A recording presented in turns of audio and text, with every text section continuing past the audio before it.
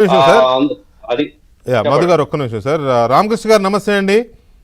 నమస్కారం. నమస్కారం రామకృష్ణ గారు, కాకి అంటే ఒక కరుకుతనం, కాకి అంటే ఒక గౌరవం, కాకి అంటే ఒక సింబల్. మన చట్టానికి ఏదో ఉంది కదా, ఏదో నాలుగో సింహం అనే డైలాగ్స్ కూడా ఉన్నాయి దానికి.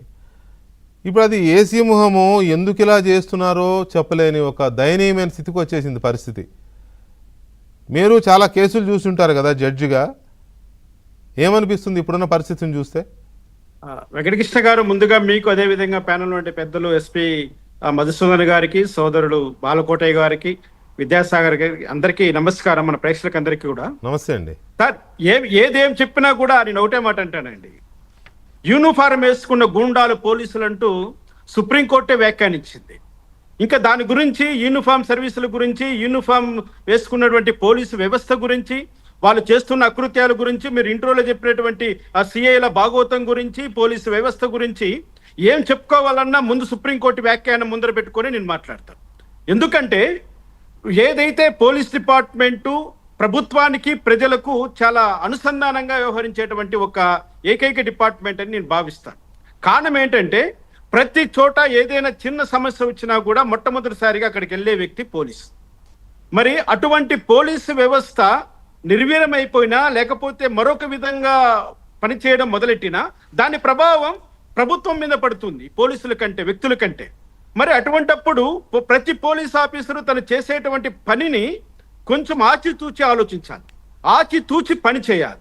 నీకు చట్టాలకు లోబడి నువ్వు చేయవలసిన పనిని నువ్వు చట్టాలకు లోబడి చేసినప్పుడు ఎంత పెద్ద సమస్యనైనా ఎలాగైనా దాన్ని మనం ఫేస్ చేసుకోగలగవచ్చు పోలీస్ అధికారులు ఎవరైనా. మరి చట్టాన్ని దాటి చేస్తున్నారు. మరి అటువంటి సందర్భంలో మరి ఆ నింద ప్రభుత్వం వైపు వెళ్తుంది. కాబట్టి ఈ పోలీసుల గురించి మనం మాట్లాడుకునే దానికి గంటలు సరిపోవు వెంకటకృష్ణ గారు. దానికోసం కొన్ని సంవత్సరాలు కావాల్సి వస్తుంది.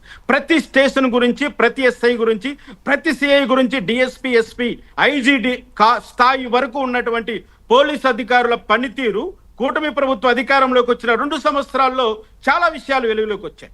ఇప్పుడు కూడా వాళ్ళ పనితీరు మారట్లేదండి.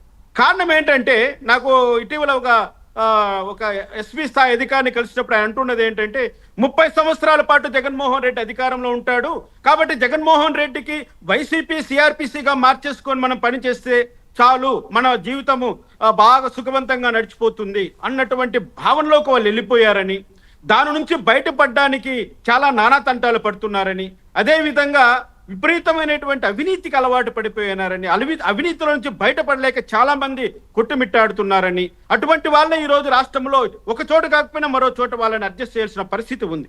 ఎందుకంటే అధికారులు వాళ్ళు ఈ స్టేషన్ కాకంటే మరో స్టేషన్లో అయినా వాళ్ళకి పోస్టింగ్ ఇవ్వాలి, వాళ్ళని కూర్చోబెట్టి జీతాలు ఇవ్వలేం, వాళ్ళ దగ్గర పని చేయించాలి, వాళ్ళకి సరైన పద్ధతిలో పెట్టైనా పని చేయించాలి, లేదా వాళ్ళకి ట్రైనింగ్ అయినా ఇచ్చైనా పని చేయించాలి. కాబట్టి గత 5 సంవత్సరాల్లో వైసీపీ అధికారంలో ఉన్నటువంటి జగన్మోహన్ రెడ్డి సీఎంగా ఉన్నటువంటి దరిద్రపు దుష్ట కాలంలో వాళ్ళ పనితీరు ఆ విధంగా తయారైపోయింది వెంకటకృష్ణ గారు. మనమే చాలాసార్లు చెప్పుకుందాం, కనిపించని 4వ సింహం పోలీసులని మనము గర్వంగా చెప్పుకోవాల్సిన సమయంలో ఒకవైపే చూస్తున్న పోలీసులు అంటూ ఎన్నోసార్లు డిబేట్లు కూడా చేస్తున్నాం. దానికి కారణం మనకు తెలుసు. ఒకటి మాత్రం గుర్తుపెట్టుకోవాలండి, గౌతమ్ సవాంగ్ ఎప్పుడైతే ఈ రాష్ట్రానికి అత్యున్నత పోలీస్ అధికారిగా వచ్చాడో ఆ రోజు నుంచి పోలీసుల్లో ఉన్నటువంటి విచ్చలవిడితనం కట్లు దించుకొని బయటపడేసి, అంతకుముందు లేవా అన్నట్లు కాదు, ఉన్నాయి కానీ చాలా తక్కువగా ఉండేటివి. అక్కడక్కడ కొన్ని బయటకు వచ్చిన పై అధికారులు దాన్ని సరిచేసేవాళ్ళు.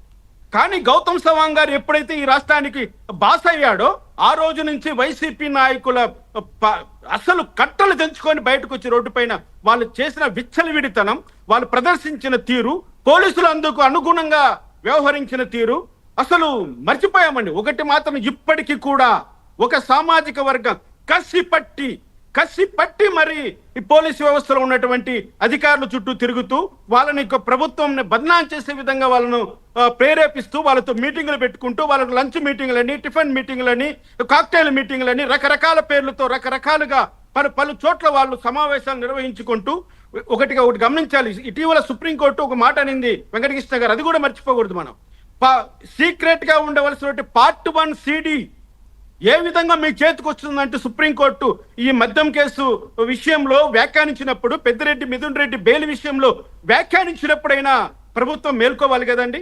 పోలీసుల్లో ఏం జరుగుతుంది, ఎందుకు పోలీసులు ఈ విధమైనటువంటి సీక్రెట్స్ అన్ని కూడా ప్రతిపక్ష వాళ్ళకి ఇస్తున్నారు? ముద్దాయిరికి ఎందుకు ఇస్తున్నారు? పెద్ద పెద్ద స్కామ్ లో ఇన్వాల్వ్ అయినటువంటి వాళ్ళకు ఇటువంటి సహాయం ఎందుకు చేస్తున్నారు? ఎవరు చేయిస్తున్నారు? ఏం లబ్ధి పొందుతున్నారు? ఈ అంశాలపైన ఇంటెలిజెన్స్ పెట్టి వాళ్ళను కంట్రోల్ చేయాల్సిన బాధ్యత కూటమి ప్రభుత్వం తీసుకొని ఉండవలసింది. ఎందుకంటే పోలీసులు చేసే విచారణ వల్లే ముద్దాయిలకు శిక్షలు పడతాయి. ముద్దాయిలకు శిక్షలు పడితేనే సమాజంలో లా అండ్ ఆర్డర్ ఖచ్చితంగా అమలు అవుతుంది. కొంతమంది దుర్మార్గులైన కంట్రోల్ అవుతారు. అయ్యో జైలుకి వెళ్ళాల్సి వస్తుంది, లైఫ్ ఇంప్రిజన్ పడుతుందో, మర్డర్ చేస్తే మనము ఉరిశిక్ష పడుతుందో, లేకపోతే జీవితాంతం జైల్లో ఉండాలో, భార్య బిడ్డలకు దూరంగా ఉండాలి, మనం సంపాదించిన ఆస్తులు మనం అనుభవించలేకపోతామన్నటువంటి భయమన్న వాళ్ళు కలిగించే విధంగా కార్యక్రమాలు చేపట్టారు.